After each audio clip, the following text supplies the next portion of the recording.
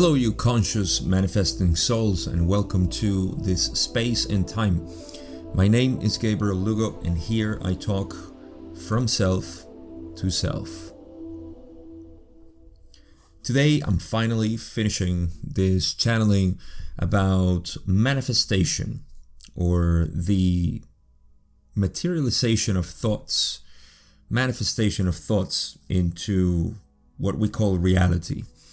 This has been a three-part so far series, and today is the last part where I'm going to cover the last section where Gary is channeling.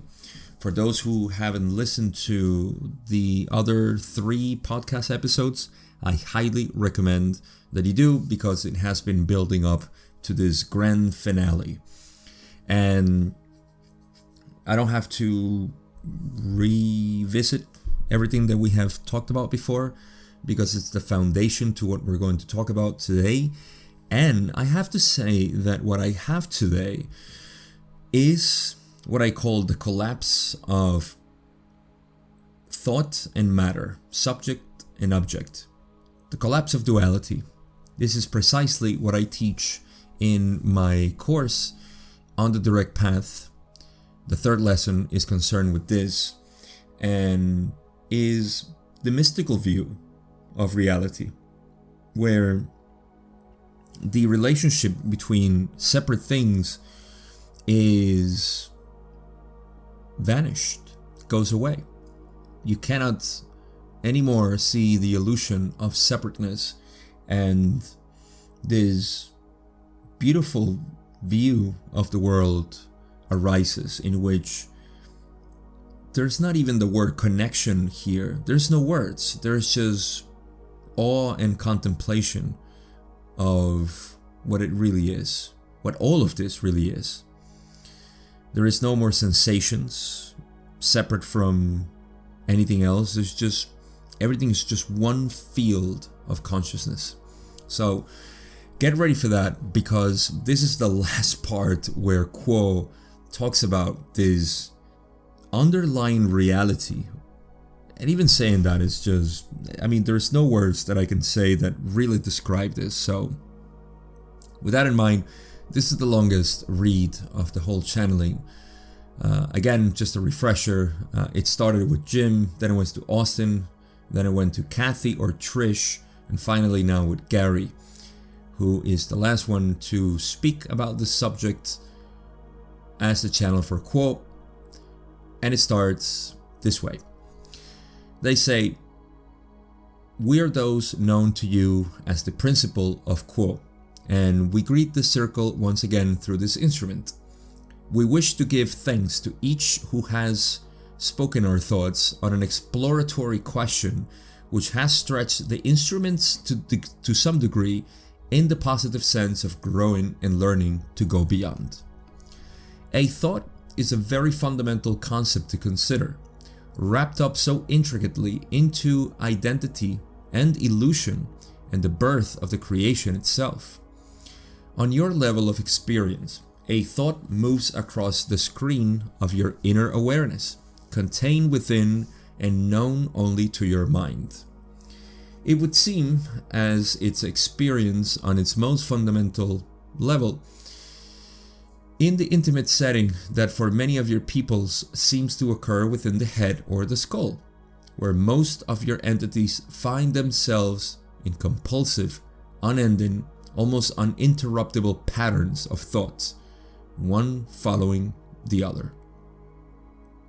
So, first pause here. There's one key phrase that they say here that is important to keep in mind. When they say that on your level of experience, a thought moves across the screen of your inner awareness, contained within and known only to your mind. You see, we have to analyze again the mind and consciousness.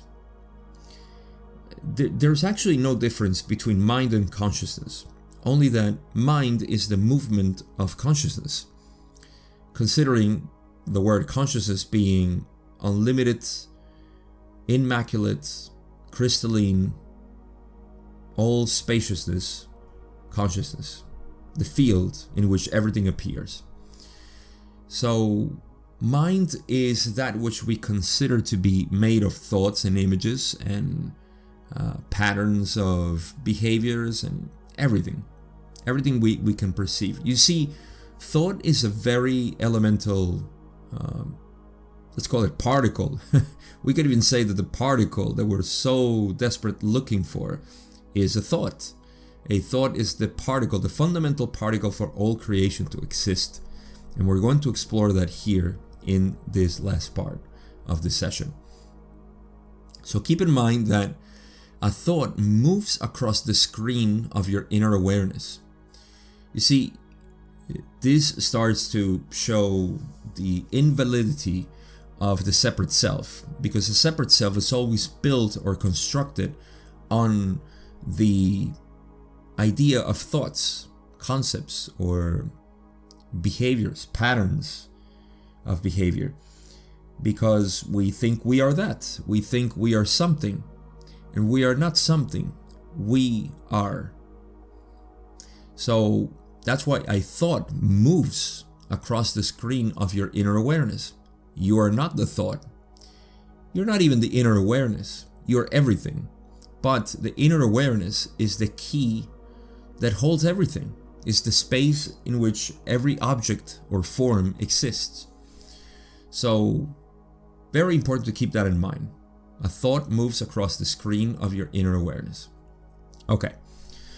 So they continue saying, indeed, many of your entities seem to be run by thoughts, recognizing not what is being obscured or hidden by this runaway train passing through the mind of beingness, of openness, endless spaciousness, of the love and the light that lives therein.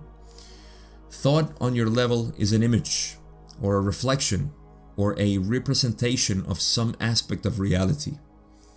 Those images and reflections often fragmenting that reality and constructing the walls, the boundaries, and the distances between entities, creation, object A and object B, in order to create an illusion.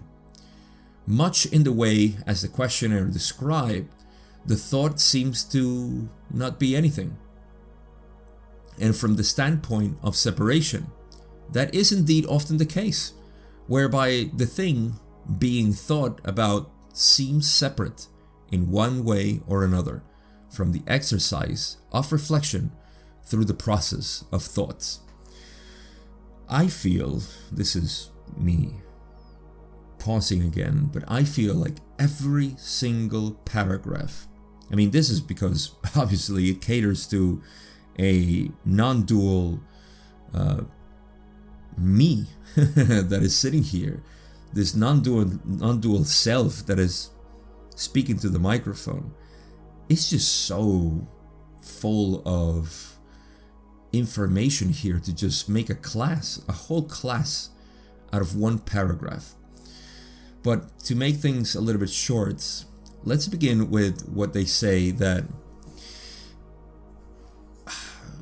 in the last paragraph they mentioned that yes, we are finding ourselves always in compulsive, unending, almost uninterruptible patterns of thought, one following the other.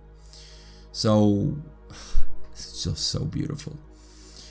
Then they say that yes, we seem to be run by thought, recognizing not what is being obscured or hidden by this runaway train passing through the mind, the thoughts. And then they say of beingness, of open, endless spaciousness, and of the love and the light that lives therein. They're referring to pure consciousness, the silence that we go into for meditation, the space between thoughts. You see, have you ever questioned yourself, what is between thoughts? The mind thinks there's nothing between thoughts, but this is not true.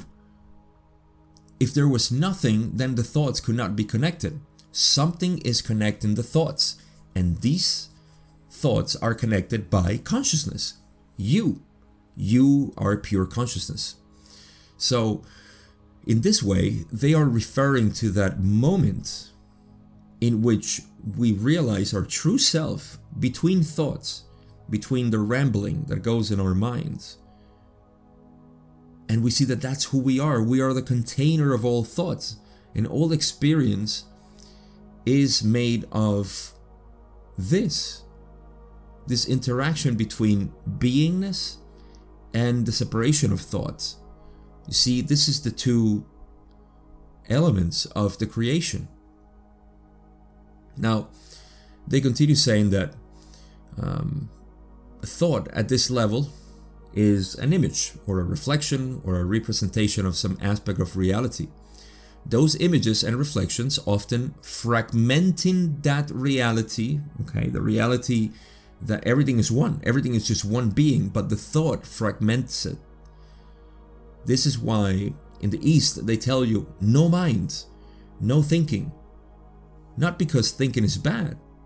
Thinking creates reality, but no thinking, even living with your eyes open and walking, no thinking reveals the unity of everything. Because you need to have a thought to think that you are something. When there is no thought, there is only the merging of reality as one. We don't pay attention to this. We think this is just some delusion of the mind and that we need to keep on going connecting thoughts. This is a mistake for those who are in the path of seeking. So they go on explaining how we create distances between entities and creation, object A and object B, to create, in order to create an illusion. This is so full of meaning. Please just go read the session over and over again. You will get so much out of this. Lastly, they say, much in the way as the questioner described, the thought seems not to be a thing, and from the standpoint of separation, that is indeed often the case. It sure is, because a thought simply seems to be something that is not related to the outside world, but you need the outside world to have a thought. Can you see the connection there? Or do we need to trace specific measurement in physical means to see the connection? We don't. It's so simple. A child can see this. And so they go on and say, yet we ask the seeker to consider the nature of that thing being thought about, whether that thing is an emotion, an experience, a material object within the world, something of intimacy of the self or between self and other self, and ask if that thing or object or experience is not also thought itself. Examine the nature of all that which appears to your senses, outer and inner, and ask to what degree those things have solidity, substantiality, and substance. It is so easy to call one category thought and another thing, or that which has a freestanding existence outside of thoughts. You see, let me make another pause here. This is so full again of meaning. I'm having a good time with this last part of this channeling. You see, they're asking us to consider the nature of what we consider to be a thought, emotion, experience, whatever it is. Anything that we are experiencing, whether it is inside or outside, is the same thing as thought. You see, when you examine, as they say, the nature of all that which appears to your senses, outer and inner, and ask to what degree those things have solidity, they don't. Grab whatever is with you. Maybe your smartphone, a pencil or a pen, or whatever it is, the floor. Feel the floor right now and tell me if that feels solid. It feels solid only because we have the thought of solidity. We have the conditioning that certain things are to be called solid. And so we say, well, this is solid. It's not, it's a thought. You know, the inner layers of sensation are thoughts. Everything is thought. Even when we say the moon is far, or the galaxy Andromeda is 2 million light years away, that's a thought. Everything is a thought, and there's no distance between thoughts. You see, these are the things that we don't examine because in our materialist view of the world, we just keep thinking of things as solid things. And we're looking for particles, like I said. We're not going to find them. We're looking for the ultimate thing, the superior thing. None of these things exist in the ultimate reality. The ultimate reality is that everything is thought. And if you don't believe me, let me get to the next paragraph, which is just going to explode your mind. Alright, so they say, to look more closely at creation and its interrelationships and its way of coming into being, and to trace that to the genesis of all things, the seeker may recognize that it is all in its own way thought. The Confederation gives a name to this concept in order to communicate it to you. Rational entities in third density, we add some descriptive adjectives, and they are to give this thought its proper placement and significance in your own thought's structure. And that term is the one great original thought. I don't know how I'm not screaming to the microphone right now, because what I'm feeling is just pure nectar of divinity pour out in this session. It's just so beautiful. In the first part of the paragraph, they say, let's look more closely at creation and the interrelationship. This is what Thich Nhat Hanh, famous Zen master, he recently died this year, I believe. He called this interbeing, not interrelationships, interbeing.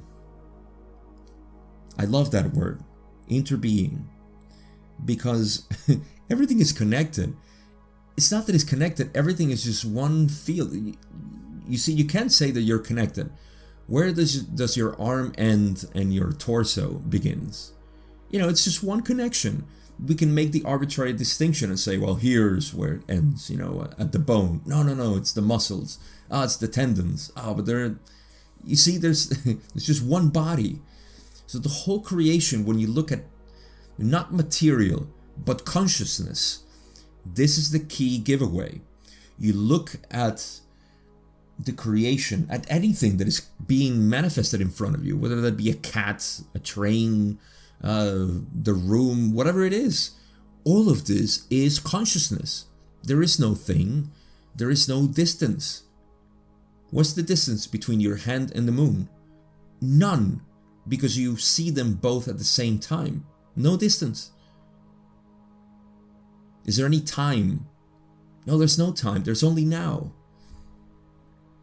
And so we live in dimensionless consciousness, which resides in eternity. And now, to connect even more to the philosophy of the Confederation, they give us this one great original thought. You see, between or within the philosophy of the Confederation, the one great original thought, or as Ra calls it, the original thoughts, this original thought is the creation. In essence, is the opening of the eye of God into perceiving itself in multiplicity. Now, let me just keep reading, because I can just go on for hours talking about just one paragraph here. This is my thing. This is just what I do. This is what I love doing. Once I saw it, once I got this shocking thunder, I just can't do anything else but to talk about this. It's just so beautiful. So, all right, the next paragraph is when they say, without that thought, meaning the great original thought, there is no creation. Of course, I think I'm going to start interrupting the reading. There cannot be any creation without a thought, the grand, great original thought. I just added grand to the adjective to the confederation. But alright, let me not interrupt and read it. Without that thought, there is no creation. There is no experience of self and other apart from an infinite and indivisible mystery of unity which has no discernible quality or boundary or spatial or temporal aspect. From this ineffable mystery comes a thought, which is that the Creator can know itself through an exploration of manyness, and thus is the first gift of consciousness made. That begins or commences what you in your patterns of recognition may see as a sequence that continues and expands and distorts and moves through stages, you may say, in unbroken sequence to eventually think into being through the additional use of thought, galactic suns, solar system suns, and eventually through this progression, the thought of the third density entity, that which is your station at this time. They just described the whole creation, by the way. The whole Big Bang is contained in this paragraph through the model of only consciousness, or consciousness only. When you realize that there is no matter, there is no distance, there is no space, there is nothing, there is only consciousness, then you see that through this point, this is what they call the indivisible mystery, infinite and indivisible mystery of unity, which has no discernible quality or boundary or spatial or temporal aspect. This, my friend, in the direct path that I teach is what I call pure consciousness, the Creator. There is no time, there is no space, there is no divisible quality, no finitude, there is no word for it. And you are experiencing this all the time because you are conscious. So, without that thought, there is no creation. And the thought is that, well, the Creator can know itself, and it will. And this will be through an exploration of manyness. And so this is the first gift of consciousness, that it starts to create this fractalization of itself. And it goes into expanding or contracting, depending on how you want to see it. I like to say contraction, but they say, it's a sort of sequence. I guess the way they're describing it here is a sort of sequence of expansion, because we see, there is the grand central sun, and that is what is divided into the contraction of galaxies. Like I said, I like to call it contractions, because eventually all these galaxies and suns will contract into a black hole, which is the return to source, right? So this contraction creates the galaxies and the stars and the planets and the people and so on. So that's what they're describing here. That's why I said that this is the Big Bang through the consciousness only model. Now, they keep going. Now they quote Ra here when they say, "You, as Ra so poetically described in their very first session with the trio, are dancing thoughts in the mind of the Creator in a ballroom where there is no material. Though you reflect upon yourself and feel a vessel of clay, and your various attributes, liked and disliked, and your binding to geography and circumstance and biographical limitations, which all seem so very solid, are from the greater perspective a thought in the mind of the cosmos, much in the mind or in the way that a thought as an entity of its own limited will lives inside your mind. And in this way, you as a third density entity can see the linkage in the logoic change and how you as third density entities are identified by us as the Confederation as sub-logos. For you have within your capacity these same abilities to wield and use and harness that thought which is both creative and destructive." So now they're showing the poetic side, of course, of Ra when they said that we are dancing thoughts. This isn't actually the first question of the first session. The very first moment that Ra came in here, and I kind of joke in my my video when I talked about this is in the unanswered questions, because I kind of skipped so many questions thinking that people were not going to be interested in this, but lo and behold, thousands of people have joined this this enjoyment of what is the law of one, both in my Spanish and my English channel. It's a surprise to me, but hey, I'm happy. So what do they say here? They said that we are dancing thoughts in a ballroom where there is no material. So we are thoughts dancing in what we call shunyata, the void, vacuum, emptiness, which are words described by the mind, which sees nothing, but in reality it's everything. It's like Ra says, a plenum, an abundance, is that which contains and is filled completely. That is the vacuum, or the void, in which thoughts are dancing. So we confuse ourselves, and this is the separate self. It confuses itself with the thoughts, and it says, oh, I am this, I am that, I'm this category, I'm this label, I am so on and so forth. That's the separate self identifying with the thoughts, whereas the only thing that exists is this medium in which the creator is experiencing itself. It's so beautiful. Have I said that before? I think not. Then they say, yes, though you reflect upon yourself and feel a vessel of clay, because we feel like we are that which contains the thoughts. And in our illusion, that seems to be the body. You see? Or maybe we say, well, it's the mind. It's not. What contains the thoughts is pure consciousness. That's what you are. But this illusion is so thick that it makes you feel like you are a body, of course. There are reasons for that, which I won't get into. But the rest of the paragraph, I think they just go into saying, you know, everything seems solid, limited, and so on. But in this way, we humans can actually see the linkage in the logoic change of everything.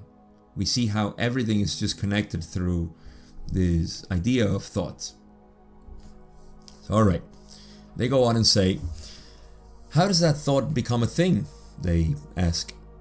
On its own level, a thought is already a thing. It has a lifespan of its own. It is colored by its particular host as its experience and enters the awareness, but has an identity that is at once independent of the particular mind within which it finds itself. It has a form or a shape as you might perceive it. On the level of time-space, it can be made visible, you might say, and interacted with, but it becomes a thing as we have spoken to through previous instruments, through the process of manifestation, often unconsciously so, though a thought can certainly be consciously developed and pursued through inward and outward action. You see, in this part, they're going into okay, how does a thought become a thing?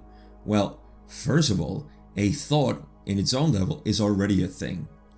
Because if you say a thing is a solid material stuff, then you realize that there is no material stuff. There's only thoughts. Then a thought is already a thing. Now, how does it come into manifestation? What we call the material world. Well, as they say, it often comes unconsciously. Why? Because we are not in control, as we think we are, of our unconscious. So everything that is manifesting really is our unconscious or subconscious. You see? So everything is already in manifestation. Now, the things that you're perceiving that may come into manifestation are either egoic thoughts, which are not real. You see, these things are simply delusions. Unless you're a negative being, of course, and then you need to manipulate the world in order to create your own reality, because you work with the illusion of manipulating matter or energy. You're not. You see, this is the negative side of what we call black magic, manipulating energy. You don't manipulate energy.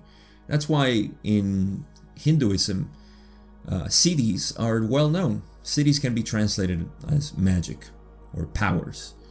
And so, the Hindus, the positive ones, of course, say, don't toy with that. You don't know what's going to happen. And maybe you become negative. Well, black magicians, of course, they say, well, all the power to me, man. But that's it. You don't manipulate, you don't control consciousness. Consciousness simply reveals itself. That is the way of the Creator, to reveal itself. Of course, you may be asking, why is there some negativity and why the negativity goes into the densities of consciousness? Well, the short answer to that is because that is still the Creator. And the Creator will reveal itself eventually before collapsing duality, as the negative does eventually. For those who follow me in the law of one, you know that this is 6th density consciousness where polarities are dissolved, all paradox are resolved. So, to continue on, that's how things become manifested, quotation here in manifestation. In the material world, it's only because they simply do. And now, of course, you can pursue, or think you could pursue, I would correct that. You don't pursue anything. With inward and outward action is just simply the realization of what's happening through you. You see, once you get to know yourself and you allow that which happens through you, then you seem to think that, things are just manifesting, just like I wanted them. No, it's just because you feel in harmony with yourself that everything that is happening, you are in complete acceptance of it. This is the positive path. All right. Next paragraph, they say, consider where a collective of your entities holds a thought, say a prejudice, toward. This instrument smiles, knowing that his spouse would correct his pronunciation toward a minority. Let me make a pause here. So, who's channeling right now? This is Gary Bean. Gary Bean, I wish I knew how he pronounced Torward. I guess of course he put it into the transcript. I love Gary. I really do. I genuinely love Gary with all my heart. I really do, because I get to see his personality everywhere. So, speaking of a prejudice, he does pronounce things apparently Torward, like putting the R where it doesn't exist. T-O-R word. I'm eventually gonna make this joke with him. But yeah, I guess his wife corrects him when he says Torward instead of toward. But that's just a small joke that is here, and I love that Gary left it. See why I love Gary? He's the best. All right, so consider where a collective of your entities holds a thought, say a prejudice, toward a minority or other disliked group, and the way in which that thought creates space, then, for it to become a thing, shall we say. Not necessarily an object like a chair, but to become manifest as an activity or action, say, as a demagogue, who utilizes and embodies and puts into motion this thought toward the persecuted group, or the way in which the thought of unhealed or unprocessed anger may manifest itself as that bodily condition known as cancer. So this is a good couple of examples when they give that a thought, it could be, prejudice against black people, let's say, or towards Arab people, Muslims in general. Now, we still have that stigma since 9/11 for some reason, or towards women. That has gone, its own. But you see, there's just a thought of prejudice against a certain group or people, and that grows. You see how that grew? 9/11 was Muslims, so they're all terrorists.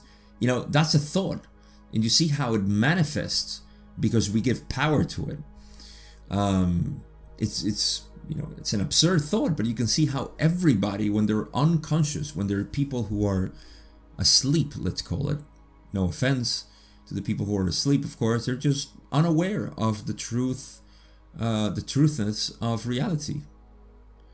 And so this grows and it creates this view, becomes a thing, like they say, not necessarily an object like a chair or something else, but as an activity or action, that puts into motion this prejudice against the group. And then they give, of course, the thought that is unhealed or unprocessed. Then it manifests itself as, hey, hello, I'm a tumor, I grow as cancer, pay attention to me. So I'm going to read the last couple of parts. When they say, to speak of the ways in which thoughts become things in 4 density is out, though addressed previously, is outside of the scope of this circle and this particular instrument's capacity and time. But we may indicate that such a statement is also a way to describe how one creates their own reality with the aid of, or hindered by, as the case may be, the experience and use, skillful or otherwise, conscious or unconscious, of thoughts. Beautiful. I'll come back to this. I'll finish it. And as 4 density removes the veil and clarifies the nature of the self in relationship to their thoughts and the thoughts of all other selves, then it becomes much clearer how thought manifests reality, or how reality which emerges is expressed and reflected in thought. And as your 3rd density light wanes and the 4th density light increases, the loop between that which seems to exist only on the level of thought and that which manifests within the individual or the collective body or hinder the planet itself becomes shorter. The progression accelerates. Thoughts today are reality tomorrow, and so forth. And before transferring this contact, we would suggest, as always, to the seeker that they engage in that activity which brings the mind to a point of concentration, whereby they are not being pulled this way and that by their thoughts, where they are entering into the silence and stillness of beingness itself, where there is no thought, that which you call meditation. This is necessary to the well-being, not only the well-being of the self, but the rediscovery of the wholeness and the perfection and the truth of the self beyond and prior to thoughts. Mind blown, completely mind blown. That last part, of course, meditation. But let me go back to what made me smile and chuckle a little bit. When they say that we may indicate that, they're talking about, first of all, they're talking about how this is part of the original question in the session when they talk about thoughts becoming things and 4 density coming through and things becoming manifest fast and so on. So they say, well, first of all, to speak of the ways, the mechanisms of 4 density and how things become materialized in 4 density, it's outside of the scope of the circle and the time, basically, of the channeling. But they do indicate something that indicate that such a statement, the statement of how things become manifest. So pay attention to this. It's so beautiful. My God, why are people out there who speak about law of attraction, manifestation, all of this, don't know this and don't speak about this? It's unspeakable. To make a mild joke, forgive me, but truly, please listen to this. We are in 4 density, meaning that the veil of forgetting is thinning, and so we are manifesting faster. So what does that mean? Can I sit here and create thoughts of barbecue and of a car and whatever else we want to manifest. And it's going to happen? No. Pay attention to this. When they say the way in which this is happening, we cannot explain how it happens in fourth density, but we may indicate that such a statement, meaning the explanation of how it happens, is also a way to describe how one creates their own reality with the aid of, or hindered by, as the case may be, the experience and use, skillful or otherwise, conscious or unconscious, of thoughts. You see, it's the use of thought, skillful or unskillful, conscious or unconscious. This is what in Sanskrit is called upaya, skillful means.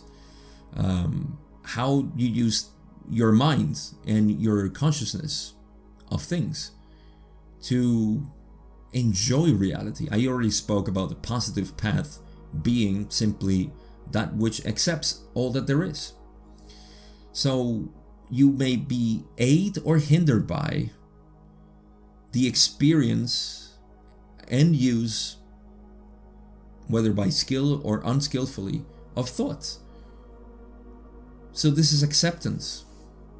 This is the thought of simply, yes, accepting things. Because, you see, when I said about the separate self that generates these thoughts that are, oh, I want this, I want that, I'm not satisfied, I feel empty, I feel like I need more.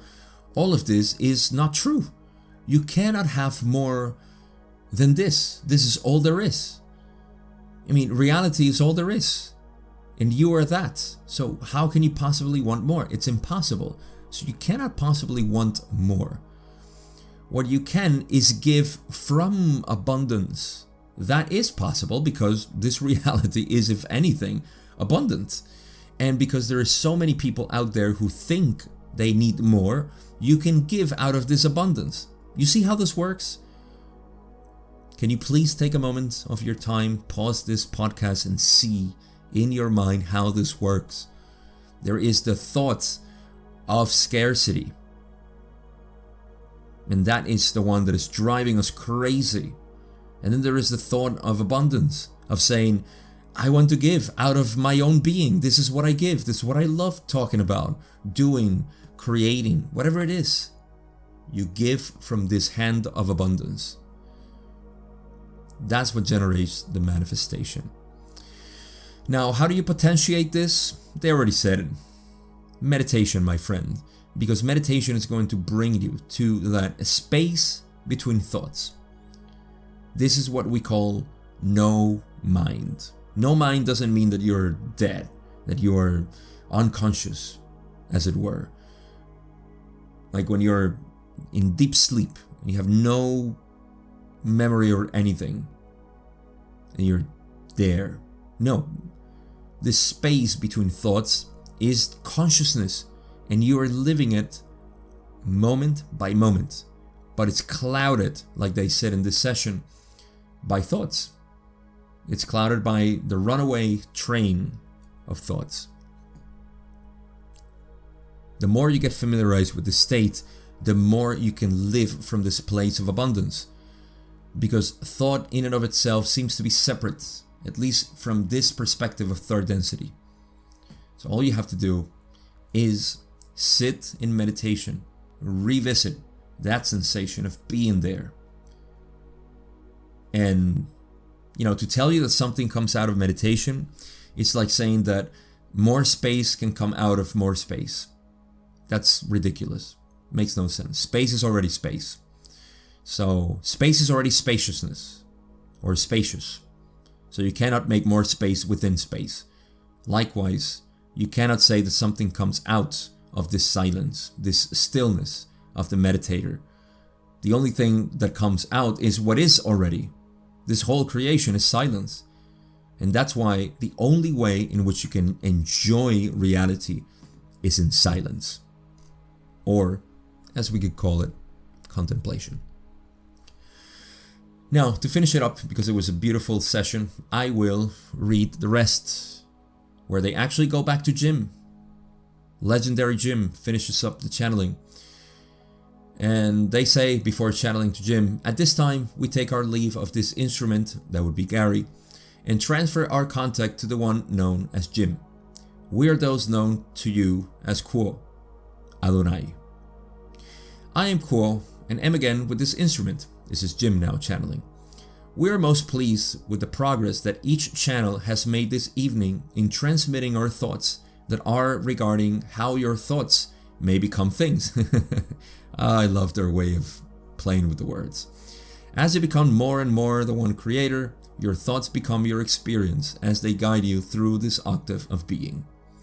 We thank each of you for making room within your minds of our thoughts to become that focus that gives you the ability to create a channel for not only our words, thoughts, and images, but for the creator to move into your daily experience as you move into communication with those about you, communicating the love in the light of the one to all you meet. At this time, we shall take our leave of this instrument and this group. We leave you in the love and in the light of the one infinite creator. We are known to you as those of Quo, Adonai Vasu Boragus. And my name is Gabriel. I am grateful of being able to share this abundance of beauty and perception of the creator.